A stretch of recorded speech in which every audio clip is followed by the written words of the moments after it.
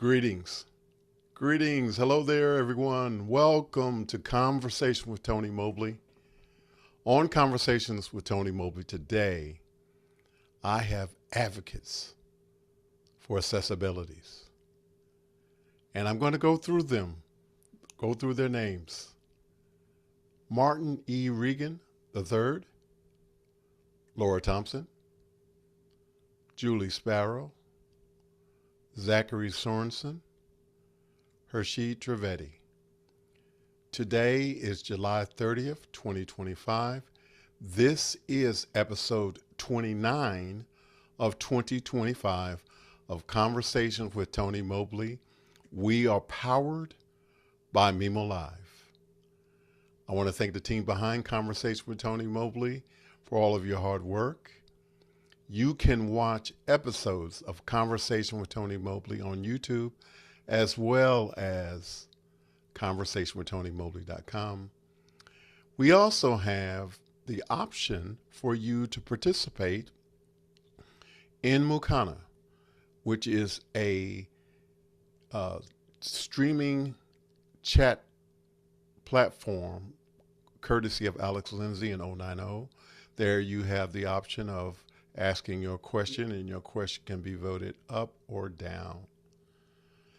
We want to thank everyone so much for being here today. We're going to get right into it. You can ask your questions in the YouTube chat as well. And so the very first question is, who are you? And so today we're doing things a little bit differently. Instead of me calling on our guests, we're going to ask our guests to raise their hand when they're ready to share. And again, I want to thank all of the guests for being here today. I want to thank those who are using assistive technology devices. And I want to thank those who are using other methods to share in this conversation today. And I ask that our audience be patient as we have this opportunity for advocates to speak in their own voice. And so the very first question is, who are you? All right. Guests, raise your hand when you want to respond. Okay, we have Martin. Go ahead, Martin, Hi, or as he likes to be called, Mickey. yeah, thanks for having me on Tony. Appreciate it. I'm a father, I'm a husband, and yeah, that's kind of who I am. Okay. Anybody else?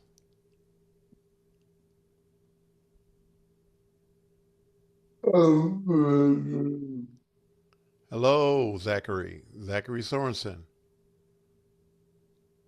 Zachary Sorensen is someone who is into audio visual, these days doing more on the audio aspect of it. And I am a swimmer. Thank you, sir. Very cool. Thank you. I'm going to call on Laura Thompson, even though she hadn't raised her hand yet.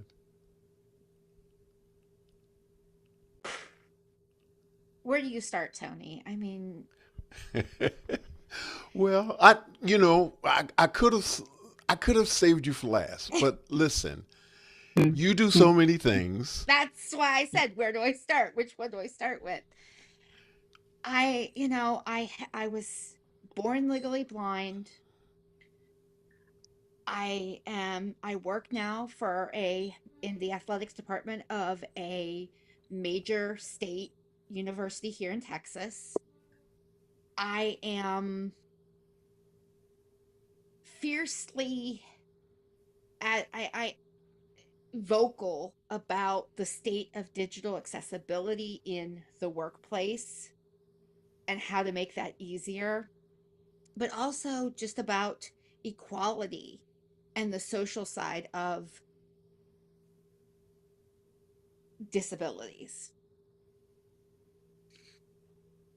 Okay, we'll let you get away with that that little bit. We'll let you get away with that little bit for now. Anybody else? Okay, I'm going to go ahead and call on Hershey Trivedi because I haven't heard his voice. Go Hmm. ahead. Good evening, Tony, and everybody on the panel. Wow, such a pleasure and a blessing to be with everyone tonight. And I really thank you to use the word advocacy because that's what it's turned into. Uh, it could be advocacy for just hope and faith, or accessibility and assistive technologies at work. And to hear Zach showing off his tools over there, I'm excited. I want to hear more. Uh, every evening, as we used to come into after hours in Office Hours Global, we would talk about swimming and other things. We got to learn about new tools. And so, who am I? At this point, I've become a YouTuber. My channel is Who Cares A11Y Bar, where BAR stands for Blind Accessible Resource. @ WCABAR. We'll talk about it a little bit more later, but it's thanks to Tony and the people that are actually in this on this panel. Martin, hey, why don't you start up a channel? Here is the result, and I had to bring my friends along to say, Tony, I could come off, I could beat records, I could bring more people. Mimo, you want to try us out? We could bring a 12-pack of people into Mimo Live. Thank you, Mimo, for hosting us, and great software. So thank you to Slalak as well, and everybody on the back end. Fantastic. Thank you so much for sharing. Hi. Julie, did you wave? Hi. Go ahead. Go ahead, Julie. Go ahead, Julie. I am Julie Farrell. I am working on becoming a YouTube creator. I am a horseback rider. An athlete in different sports. And I work with Lucy on the iPad nonprofit. Let me. And Tony, if I could slide in there real quick, ibugtoday.org is the organization that we both are affiliated part of. But the way that Julie edits everybody's videos, from the iOS videos every Monday to my Android stuff every third Wednesday, thank you, Julie, for what you do. Yes. Congratulations on the work that you do, Julie. Thank you so much. And I need to go back to one of our earlier guests, Zachary Sorensen. I want to share with everyone that's watching. Well, I'm going to say it this way. He was the full-time technical director for Conversation with Tony Mobley, but his life has become more and more interesting. So now he is a part-time technical director for Conversation with Tony Mobley, and he has been faithful over the last few years in terms of being an excellent technical director. And I, like Hershid, is excited about him sharing his toys with us tonight. And looking forward to hearing more from Zachary. Again, I want to thank him publicly for the work that he does for Conversation with Tony Mobley. And I just share a bit from when I shared for the very first time with Alex Lindsay what Zachary was doing. Alex said, "That is absolutely amazing," and he was extremely excited. And I don't know if I shared that with you, Zachary, but I wanted to let you know that he was extremely happy about you cutting Conversation with Tony Mobley. So I want to make sure that I got that in tonight, and we thank you for all that you do. And there are so many of you that Laura Thompson does so much for Conversation with Tony Mobley. Um, but our producer is working by himself tonight, and Clyde Lopez Waterman is handling the work that Laura normally does, as well as the work that Zachary does. So we're praying for him, and we thank him for making the sacrifice so that Laura and Zachary can both be on the panel today. Our next question is from Wexford, Ireland, and it's from Mr. Ken Jordan. It's 2025 now. When you think about accessibility's progress over the past 5 years, what genuinely improved and what's still frustratingly stuck? And so raise your digital hand or wave and let me know if you want to respond to that question from Ken. Okay, go ahead, Laura. I think the one thing that is super overhyped is AI generated captions and transcriptions without at the technical level without a human in that mix. AI has done a lot to assist that, but if you rely 100% on that, I have seen a lot in the space of education and the legal space where they're not as accurate as you would think they would be. A lot of the court terms. There's a couple motions in limine. It gets it most of the time. You get motions in lemonade, which has become a meme around certain parts of the internet. Okay, thank you. Hershey, I think you sort of answered a question like that this morning in office hours. Is that not correct? Give me some more context here, because I mean, this could go in many different facets, especially with AI at the Well, I moment. was just thinking about the question that Clarlock asked this morning in terms of Yes. using So the using camera. ChatGPT and your camera, right? So again, AI at its best can assist us with a lot of tasks that we're trying to achieve or get somewhat a designated answer. But something like a gate or a boarding area, it's not as difficult because the signage is large enough for one. And the different tools have already been doing it. It's just now we're seeing it in a platform base, which AI has become a platform, right? We're not using client server, old school mainframe computing for technologies. And with the technologies, yeah, as Ken has even also asked, the accessibility is there, but in which delivery method? And now that AI is a delivery method, something like a ChatGPT, Gemini can be definitely tools that we could use.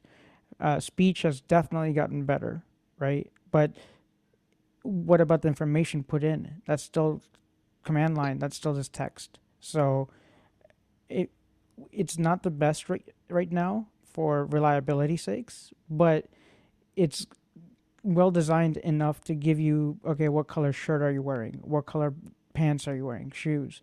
So that you're feeling equal rather than you look funny because you're colorblind and you forgot what kind of shirt to look at the colors and stuff. And you might look funny, but you could correct that. And the tools these days allow you to correct that and use it for that good. Laura, come on back in because you were doing a lot of shaking your head. I totally agree, but the one thing that Hershey said that we kind of both said was they can assist. They can't take over. It's what's put in and but yeah, I totally agree with everything he said. Okay. Do we have any more comments on that particular question? Okay. We're going to go to the next question. One quick thing, Tony, if I may. Sure. So, with these interesting tools, we looking at this meeting and the tools that we're using right now. How did we get here, right? We forget the basics. How did we really pull everyone into this meeting? What kind of microphone? The Macintosh, the Mac computer, for example, has done so much with how audio is used. I've brought this up before, but when I first met Tlaluk ages ago, who's doing TD work, and thank you, Tlaluk, um, we used the iPhone 15 Pro Max, and the audio that it took from me interviewing somebody, and the audio that it's providing right now for Martin, and just enabling us to communicate in a little bit better fashion. I think that in itself is change in society or ways that we use our equipment, and it's probably just going to get better. So I agree. I agree. Anybody else? Okay. Our next question is from Ken Jordan again. We hear a lot about AI, emerging technologies. What's one technology advancement that is genuinely game-changing for accessibility? And what one that being overhyped? Which one is being overhyped?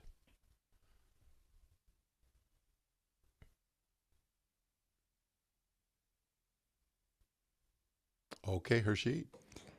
all right, so overhype is a hard one, but ChatGPT has the biggest user base. So when OpenAI made that merger with Microsoft and kind of took over that momentum, that is why we have a lot of users on ChatGPT. Gemini, I really genuinely think it is a well integrated uh, LLM, if you want to call it that, or large language model. Um, reason why is it's been in the works for decades. It's just that when do they open up the faucet sink, or do they open up the shower head? They have to make these choices, and some at this some interconnection point there was that they got forced into opening up those pipelines larger and faster.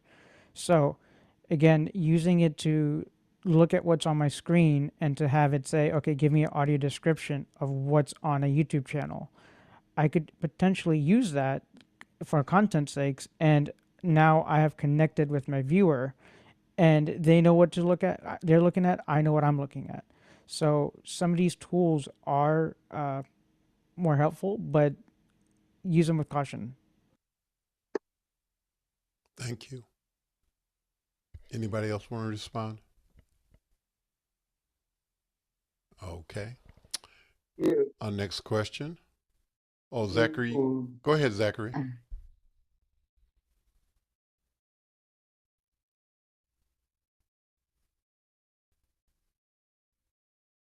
I love Apple Pay.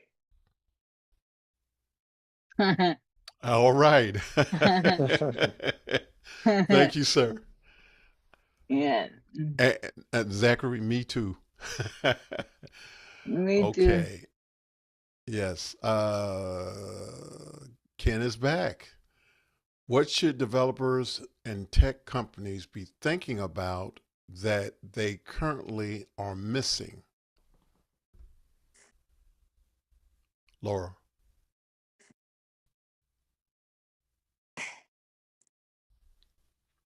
The testing tools are great, but after you've tested with a testing tool, some companies are doing this better than others, but actually get it out to your end users that are using the accessibility products that that are using the accessibility features with your with your app, your tool, your whatever.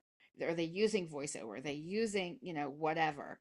The WCAG web accessibility guidelines testing tools can tell you a lot, but they can tell you a lot about what it conforms to the standards. But if there's something missing and it doesn't actually work that way in reality, yeah, always fall back to the human tester. I want to pick your brain just a little bit, Laura. So Are you saying that it's basically sort of staying with the beta testers and not really getting out to the end users as it should?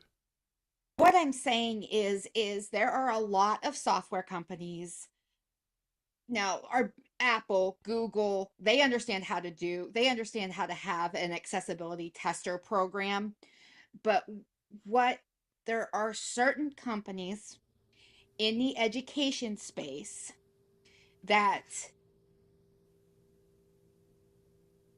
don't they give lip service to accessibility. They run it through the report, the WCAG, whatever particular accessibility tool they're using, or at best they're using some kind of simulator to go in, and it spits out a report that says yes, your software is accessible, but in reality there's a difference in the way the tabs are, like the way you tab through a particular web page, that you don't know until you have a human trying to interact with that web page, that software. So, what do advocates and their supporters do to change that? Make noise, call the companies, you know. I'm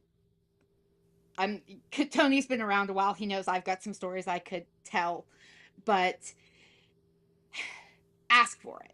You know, when you run into something that doesn't work, ask for it. I have made some noise at my university about two particular software vendors we have saying that things are accessible when they're really not. And you have to, and it's whether or not the company's willing to listen. The one particular company I ran into absolutely was unwilling to listen, even up to and including support tickets. So it's hard. It's hard when they've got to balance the reality of financial or other types of uh I'm missing the word, but the they have to, the money they put in to make it accessible and actually thoroughly test it and respond to the accessibility concerns, over what's going to happen to them if they don't, is the best way I can put it. There's a word there I'm missing at the moment, but it's a risk, it's a cost benefit analysis, and so, and quite often the benefit for the for-profit companies does not go, and particularly when you talk about educational software, it's like that they'll make it accessible to the student, but the staff member in the education gets forgotten. Okay, squeaky wheel gets the oil. Uh, Hershid. So earlier we talked about, Zach mentioned he loves his audio and video, but let's talk about an interface. Um, I got to learn through Martin and others that are on the panel about tools. I, as a blind individual, prefer having faders or knobs or something physical where I twist something on this box device looking thing and I get my outcome. For other people with other abilities, you may rely on software only. For me, software drives me up the wall because if my screen reader, for example, like JAWS, Job Access with Speech, or VoiceOver for iPhone users, TalkBack, if that's not going to work with that software, now I'm fighting another battle. First is to gain access. Second, it's to do something just as what my peers are doing. So, whenever we take any kind of tools, it's always it's well said to be robust, right? It could be a revolving door into a mall, but guess what? It's robust because it moves, and it might even let a wheelchair person into the door because it moves and it's large enough to fit a wheelchair. They have to go through different code, or they have an alternative, which is a door next to it. So whenever we even talk about WCAG or online guidelines, if you want to think of it, they're also life guidelines. And to be inclusive to all the different abilities is really important. So for developers, usability testing is key. Kick the tires, as they say. If you do that, you may figure that you're serving not only one style or one group of people that maybe are vision loss folks, but you're also serving another ability with limited mobility, perhaps. So again, it's a really more impactful thing for all developers to think about that, and manufacturers when they're making their products, because if there's a button that I can't know if it's muted or unmuted, I might look silly muting myself or unmuting myself in a meeting. Thank you, Harshid. Thank you, Laura. Before we go to the next question, I just want to, I'm gonna pick on Martin for just a minute. Martin, you are doing some exciting things on Thursdays and after hours on the Office Hours community.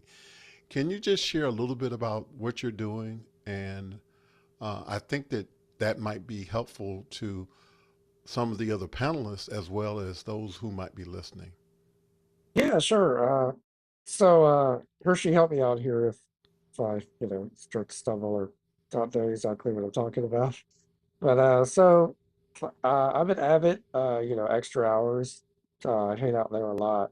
So El Shapiro is a guy that teaches Isadora on Thursdays at 1 o'clock Central Time.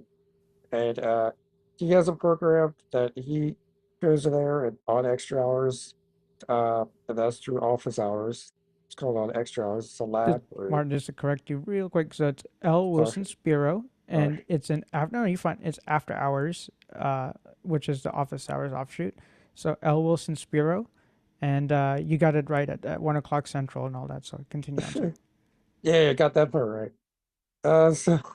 So me and Hershey were hanging out in after hours probably about 2 weeks ago, and Al came in there, and we were just chatting, and I was telling him, "Hey man, do you think it's possible to make this little I guess we'll call it a like an input aid, a little physical aid. So basically, it's a little software tool that L makes with Isadora. He works for that company, and he comes in there and he runs a lab.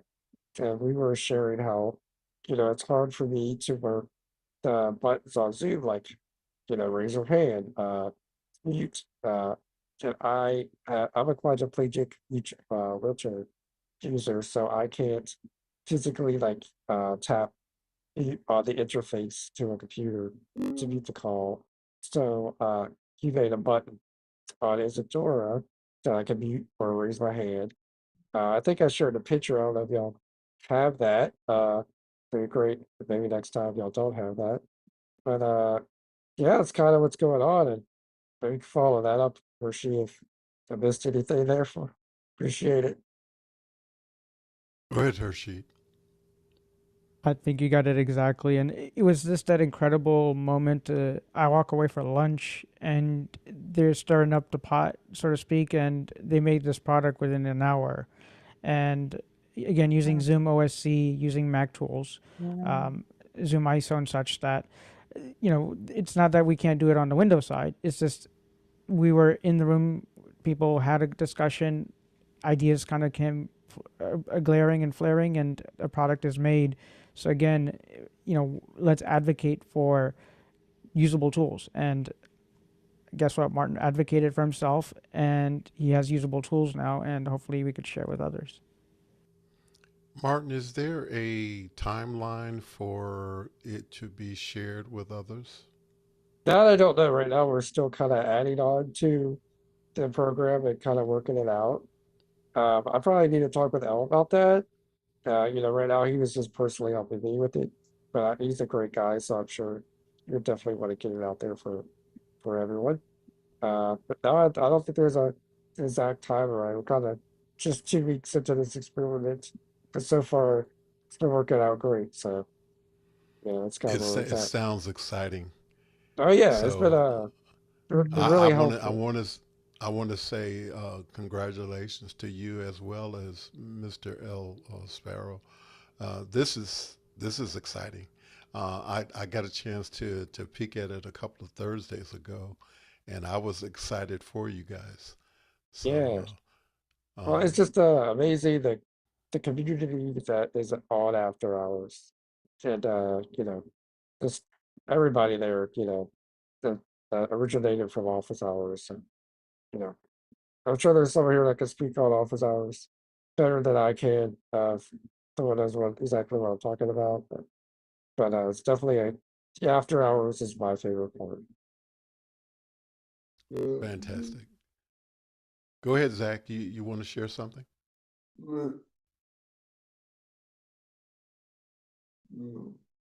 You said no? Okay. Um, um, Julie, were you waving your hand? No. Okay. All right. All right. Our next question is please talk about communities that you work with. An example might be a house of worship. Anybody want to raise their hand?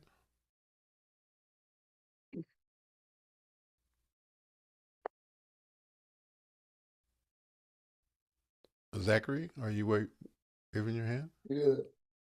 Okay. All right, sir.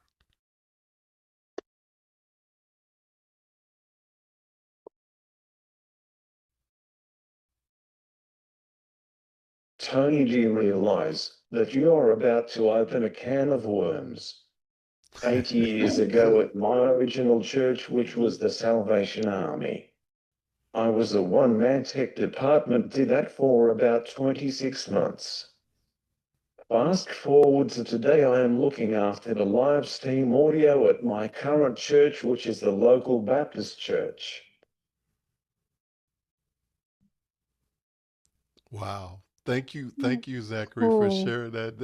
That is Hmm. I hate Julie said, that's cool. It is cool. Thank you, Zachary, for sharing that. Wow, everybody's excited about how you're sharing that. So thank you. Yes, Laura. I am extremely excited for Zach, and I have somewhat of a history with the Salvation Army too. We should talk sometime, Zach. Um, and yeah, communities. There's a coaching group that I have gotten into, and I've helped them with some of their um different classes that they teach and stuff. But office hours, conversations with Tony Mobley, um, Sunday, the last angry DJ. And Tony knows, I'm much more comfortable behind the keyboard than I am on camera. But other outside of that in my life, I have a crop of NCAA Division 1 athletes that I help look after their academics, and that's been kind of, it's so interesting to be able to say to these athletes, I got my degree. This is where I started. If I can do it with the right assistance, so can you. Which is why I got into education, is because of the what I faced going through high school, going through college, getting my master's degree. And then I got into the system and realized that in order to change the system, you have to be at the top of the system, but the top of the system is disconnected from those who the system serves. So I think I finally found my right in about the middle. Can you talk a little bit more about the challenges that you've gone through in terms of getting your master's and what that process was like?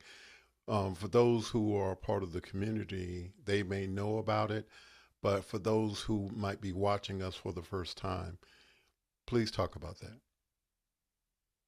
It even the one that I tell the story that I tell is actually not for my master's, it's from my bachelor's degree. I had transferred from a university in Pennsylvania to a university about an hour inland from Savannah, down in Statesboro. And during that transition, I was working with the Georgia Department of Vocational Rehabilitation. What I got onto there's a thing that they do in-state tuition if the state is paying for you to go to college. But this is a Georgia state policy. It's the whole state of Georgia, every university in Georgia follows this policy. But nobody on that campus knew. And it got to the point where, you know, Voc Rehab's telling me you need to get this done so that when we pay your tuition, you aren't charged all these extra thousands and thousands of dollars. But it got to the place where admissions would not even talk to me. The person that was the only person that was supposed to be allowed to handle it in the admissions office refused to talk to me. Her boss refused. I ended up reaching out to the Georgia Board of Regents, which is the governing body for all the state schools in Georgia. I sent an email on a Saturday. Monday was MLK Day. Tuesday we started school. I get a call coming out of my first class on Tuesday asking to go to the head of enrollment management's office. The state, somebody from Atlanta had called down, and to make the sake of making a long story short, it all got ironed out in the process of about an hour. But I had worked for 3 weeks because nobody would listen or go look up. Or I had been to one point, I was told if a doctor did not tell you to move from Pennsylvania to Georgia in order to make your vision better, then that policy does not apply to you. There's a lot of misinformation floating around, and I had nobody until I in frustration, the Saturday before school started, I fired off this lengthy email, and I was just lucky that there was somebody on the other side. But I don't want the students to feel that way. Yeah. I just want to say, I jokingly said the squeaky wheel, gets the oil, but Lord, you really have demonstrated the power of advocating for yourself. Um, And it's and I not an hope that, easy process. It's not yes, something. Go ahead, Tony. yeah, I just want to say that those people who are listening, I hope that you're hearing what she's saying. Um, and, you know, if you have family members that are supporting you, let them advocate for you. It's important. If you have friends that, you know, need to support you in your efforts in order to get what you need in order to move forward, please don't hesitate to ask your pastor, ask people in the neighborhood, people that your neighbors, people who know you. There's nothing wrong with asking for help and support. And so a lot of times we struggle in silence with different things. If you need help, don't be afraid to ask. And ask again. If you ask one person and you don't get what you need, ask the next person. If that person Absolutely. doesn't have the information or what you need, ask someone else. Mm. I spent 3 weeks. If I had talked to the assistant director of admissions, I had talked to the director of admissions, and the email I had actually fired off was, "Can you send me a full copy of the policy so that I can go talk to the enrollment management department?" Because admissions obviously doesn't. I'd already talked to the registrar's office. The person in the registrar's office couldn't help me because I was a new admission. I had to go through admissions. So, and I think Julie wants to jump in. Yes, go ahead, Julie. Oh, it's okay. You can finish. I recently have the opportunity to volunteer with Young Life. Young Life is a after school program for ministry, and now they have one where they have a disability in life called Compendium, and that year was my mom and my sister first year of doing it, and it is wonderful. I love it, and we're gonna do it again this coming school year. So I am really excited about doing it again. So,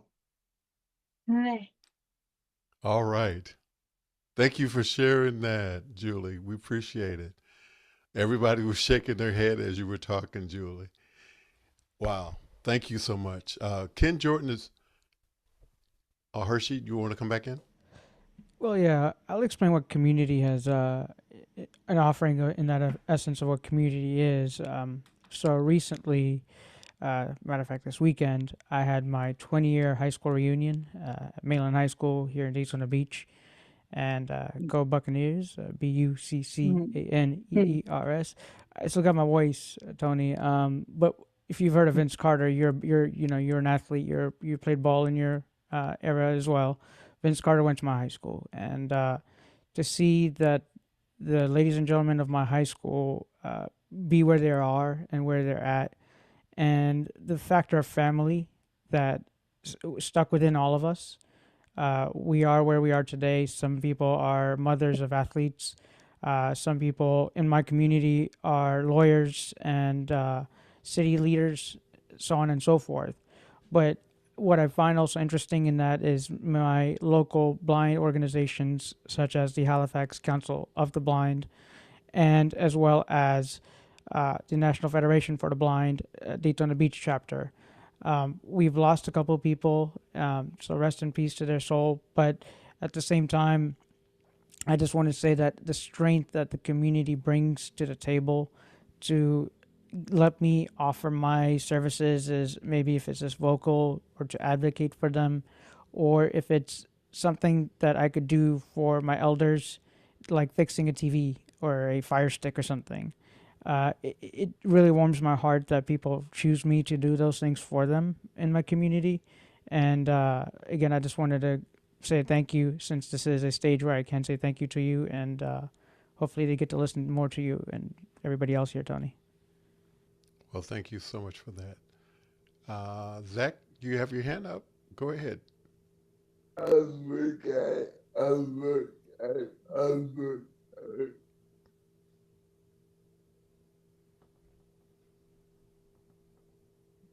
I didn't catch it that time. One more time, Zach.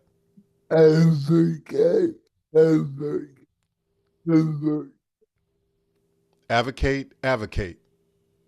Is that right? All right. Yeah. All right.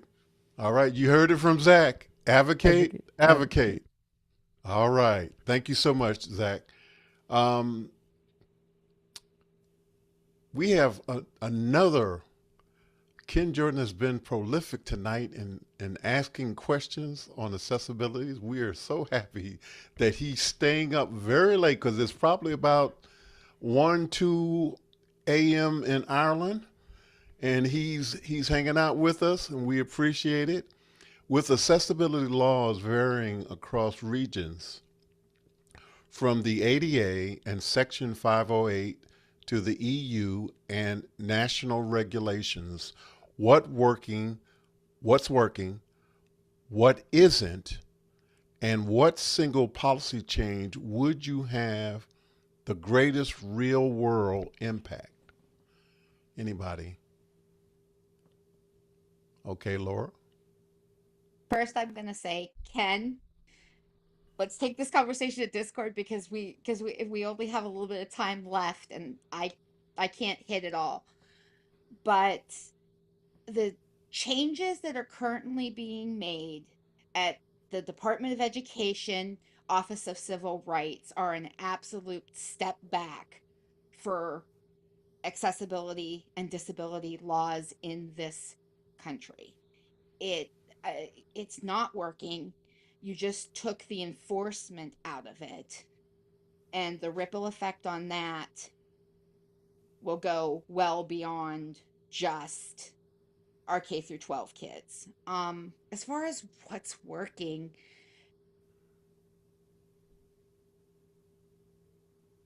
legally, I'm not in a real positive place right now. But otherwise, the one thing I do know is has started to work a little bit is the Air Carrier Access Act here in the United States is starting to make things a little bit better. They've still got a long way to go as far as wheelchairs being able to people in wheelchairs being able to travel, but they have put some shall we say, boundaries around the emotional support animals traveling, and that is making the skies a little bit safer for those of us who have bona fide service dogs. I could do an entire show on that. I'm gonna leave that right there.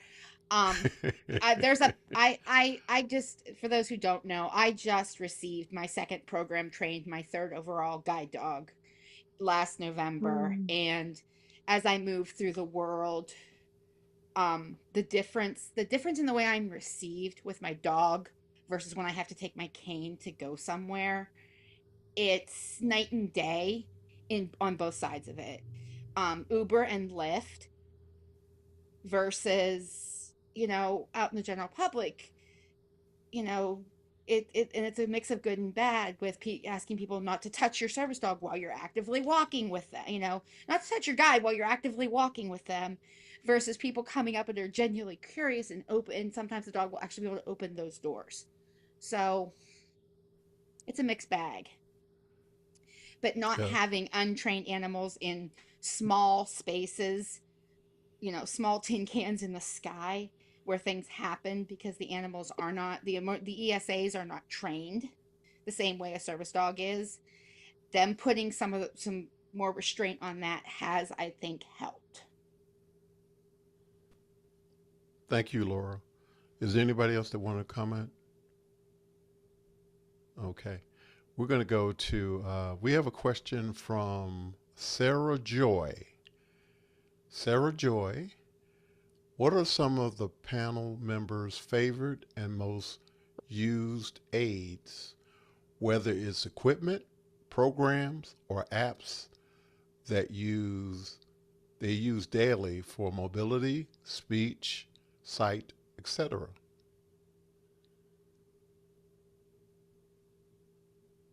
Anybody? Well, Laura, you just got through talking about your service dog. Go ahead, Julie. Well, I of course use my wheelchair, Mm-hmm. and I love this one that I got finally. And this chair allows me to lean forward and tilt, tilt forward, and I love that because I can reach more things that normally I wouldn't be able to use, be able to reach with my short arms.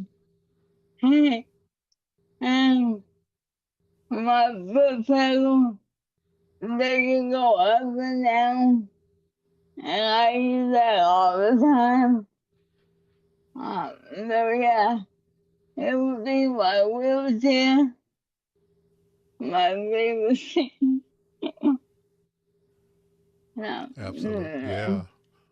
Thank you. Thank you. Thank you, Julie. no. Martin, you have your hand up. Yes, some of my favorite aids are my cell phone with the Hey Siri to be able to call my wife or friends or just etc. Things like that. Let's see, I have a MacBook Pro that I use with my wheelchair that right now. Because I control my mouse right here, and then I use the accessibilities built into Mac OS called Drell, and it basically left clicks. Once I let go over the mouse where I want. That's a great necessity. I think I use my wheelchair to get around. Uh, you know, there's lots of great stuff out there. I think at iOS 18 last year, they came out with eye tracking to work the cursor, and I think they're going to move that to the Mac OS and OS 26. So I'm looking forward to that. And yeah, there's definitely some better stuff out now these days than it was maybe 15 years ago. Two older brothers that have muscular dystrophy, and so there's definitely stuff for me that they weren't able to use that I'm getting to use. So yeah, definitely looking forward to everything that's out there on the horizon. Thank you, Martin, so much for sharing that. I just wanted to share that Apple has a history of being extremely responsive when it comes to accessibilities, and I can't help but think about the last time I was in the classroom was 2013, and I had high school autism, and my students were what was considered low functioning students.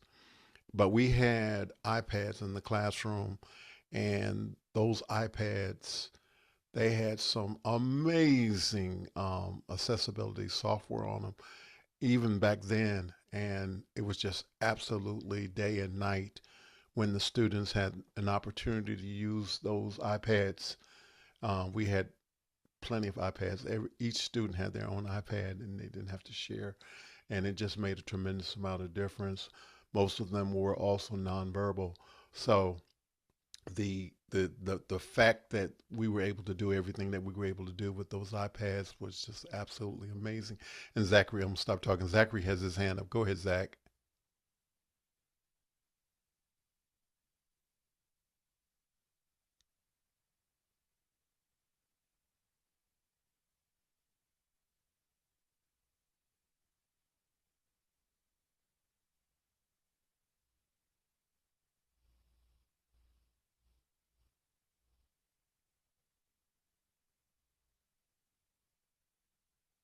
Hey, Zachary, I think you might be muted there, buddy. Yeah, you might be muted. Oh, oh yeah. Try it again, Zach. I think I need a heap of modified tech, but now that I'm older, I tend to just use off the shelf keyboard and mouse. I am in a wheelchair all the time. Thank you, Zach, for sharing that. We are down to our last two questions. And so we're just going to ask everybody who wants to respond to this familiar question on Conversation with Tony Mobley. What's next? So raise your hand if you want to respond to what's next. Okay. So now I'm going to start calling on some people. So we're going to start with Hershid. What's next? I know you're doing a lot of things. I know you, just created your own website and YouTube channel. But just share with us anything that you want to share with us about what's next. Thank you, Tony, for that. And yes, started up in June, basically about 14 videos or maybe a little bit more. Learning the open broadcast software OBS, learning Zoom. So I'm using a Zoom account with 1080p. And then, I have all my friends and family looking at me weird when I say that. 1080, what do you mean 1080p? What are you talking about? But even then, it's the passion of audio video, telling a story, inspiring people, and inspiring other friends along the way that I meet in this journey. So, again, who cares if I'm blind? Who cares if I have MS? I care who you are. And A11Y is accessibility. It's 11 letters. Saturday we had the anniversary of the ADA Act. So again, A11Y means accessibility, 11 letters, BAR, blind accessible resource. I am blind. I understand. I like all sorts of accessibility, even though I'm not using those accessibility tools. But it's the passion to help people connect. It's the passion to help people thrive in their own ways, because when you take that back home, that gift is exactly that, is it's a gift. And thank you for the questions earlier. Screen readers are great assistive technology tools, and I'm just grateful that I'm able to make content because of that. I'm grateful that I have a white cane that I can move around and get to places and have Ubers and Lyfts. So again, my future relies on, I want to be in more conferences. I want to help more people and learn from you all. So thank you so much. Thank you. And we have everybody's hands up now. Okay, we're going to go to Martin. Okay, well, I guess what's next for me is Hershey has invited me on his little YouTube show. So I'm looking forward to that. And I'm looking forward to iOS 26 and macOS 26 coming out in the fall. Hopefully something around October. And yeah, it's kind of what's up for me. And hang out in after hours. Come join us. Me and Hershey are hanging out in there, don't we? And Tony Mobley sometimes too. Yeah, that's too. That too. We love it. Okay. I thought I saw Zachary. I don't see him. Now. Go ahead. Go ahead, Zach.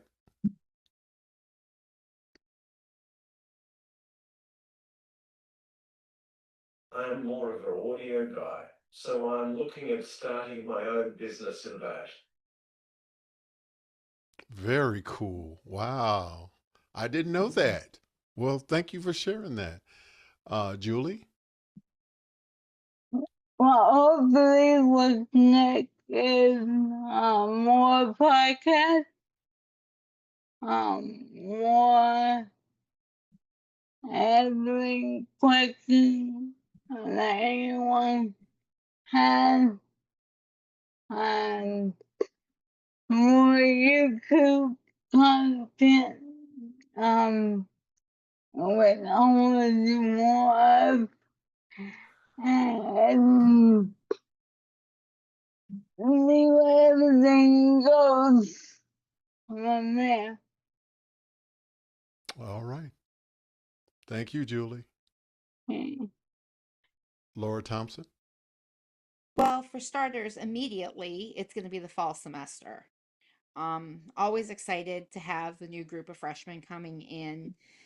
And then from there, it's whatever the next thing is, and whatever the next thing after that is. And it's a momentum, and keep them and keeping that message of it's possible. Anything is possible with the right resources and the right mindset. Thank you. Thank you. And Zachary said amen to what you just said, Laura. I want to make sure you knew that he said amen to that. And Ken has slipped another question in. Here he is being prolific again. His question is, many small business owners want to be accessible but feel overwhelmed by the cost or complexity. What are the highest impact, lowest barriers to change they can make? Anybody? Laura, go ahead. Don't try to do it all at once. Reach out to your local, they used to call them vocational rehabilitation. They have all different names in the States now. I imagine I know UK has some similar things. But talk to the individual. Don't think about his barrier of entry being so high, because accommodations, when you're talking about hiring, are a back and forth discussion, negotiation, but they are very individualized. Find the human that has the skills that you need for the job that you need them to do, and then talk to them and work from there. You're going to find out that it's possibly not as complicated as you think, and that there are typically government and or private nonprofit organizations to assist with those barriers to entry. Very cool. Thank you so much for that. Julie, were you about to say something? No. Okay. All right. Ken came in with another question. Go ahead, Zach. Go ahead, Zach. Don't overthink it. Don't overthink it. Mm. Thank you, sir. Thank you. Ken says, excuse me, if everyone watching could do just one thing after this conversation to advance accessibility, what should it be? Anybody?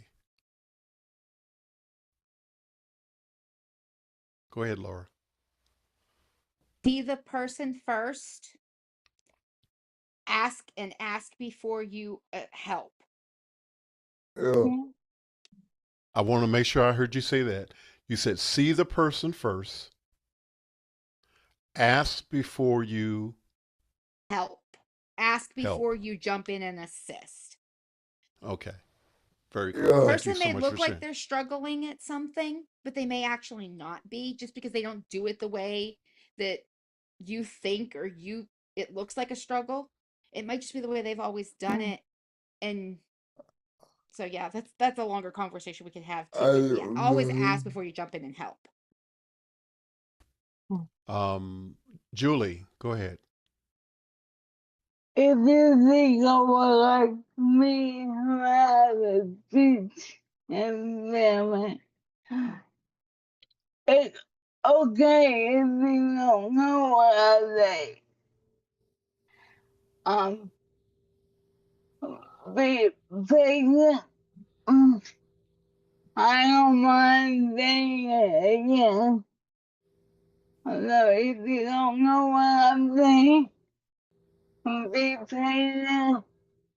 I will get it out one way or another. All right. All right. Thank you, Julie. Hershid.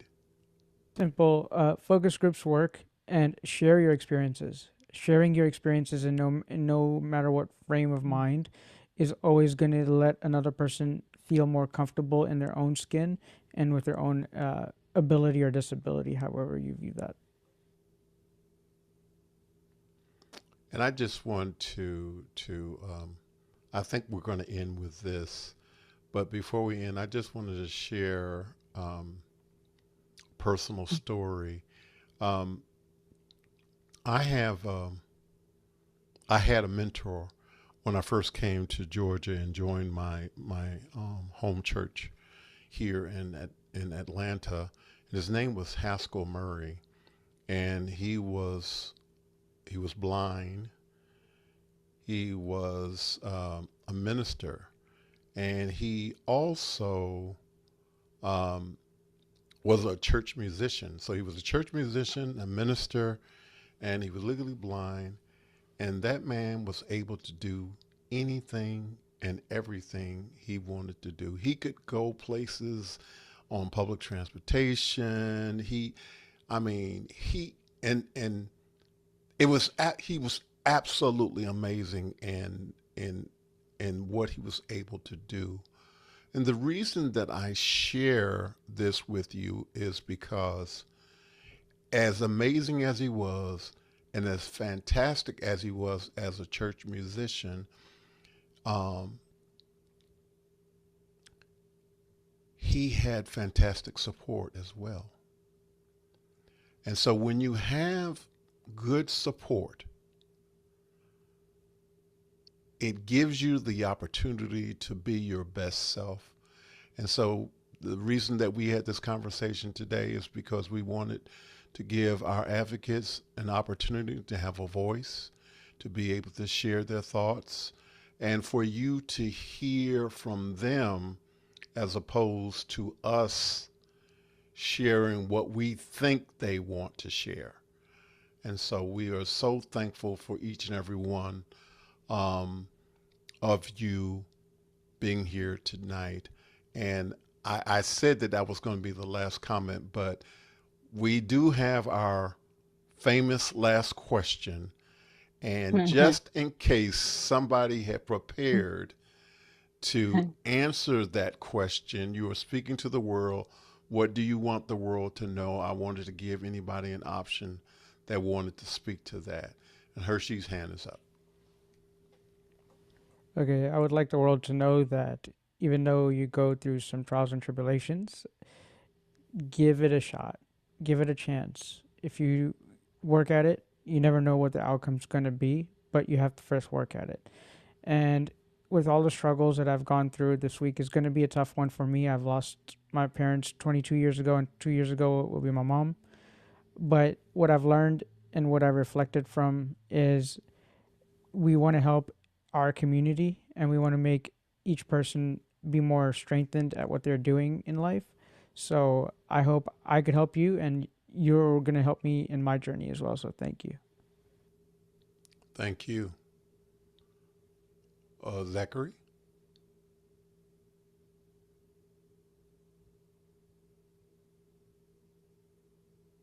When you see someone with a disability, don't think that their life must be limited.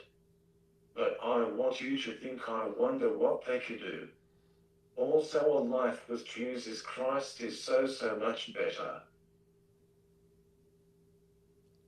Amen. Amen. Amen. Martin. Yeah, I just wanted to take a second, see if I could lift everybody up for a minute. Just, let them know if you're not feeling well for a few minutes or just today. Everything is temporary, is what I'm trying to get the point here. Tomorrow you might not feel well for a couple hours, and the next day, you're gonna feel fine. And just remember, if you're having a hard day or just whatever, everything is temporary. Thank you, Martin. Laura? Just remember that they're people first. Communicate with the person, and that we're all different. So communicate with the person first. Mm, There's a saying yeah. that I picked up somewhere and I don't remember where it was now, but if they cannot learn the way that we teach them, then we must teach them in a way that they can learn. I say take teach and learn out and put communicate in there and see them for the person that they are. Amen. Amen again. Amen. And for those who don't know, the word amen is defined this way: it is so, so it is. Amen. All Amen. right, we want to thank everyone so much for being a part of Conversation with Tony Mobley today. We want to acknowledge that Conversation with Tony Mobley is produced by valued audio visual professionals who meet daily on Office Hours Global, hosted by Alex Lindsay. We want to thank Mimo Live. This conversation was produced by Mimo Live, and it was produced by Clalat Lopez Waterman, who was controlling everything that you saw in this conversation. We have conversations with real people. We ask that you stay tuned for new and great episodes coming up. We thank everyone for the near 200 episodes of Conversation with Tony Mobley that have been produced. I'm a little bit full tonight because I'm excited for us having this conversation tonight with these great individuals who made the decision to sacrifice and be a part of this conversation today. And I think it's also a record for the number of guests that we have had on Conversation with Tony Mobley. But if I'm in error, I'm sure that someone down the line will correct me and let me know that I have made a correction. I want to say thank you to each and every person who has been a part of this conversation. Thank you today Thank you for doing the work you do. And thank you all for being the persons who you are. Thank you all. Thank you for Next, having me. thank you, Julie.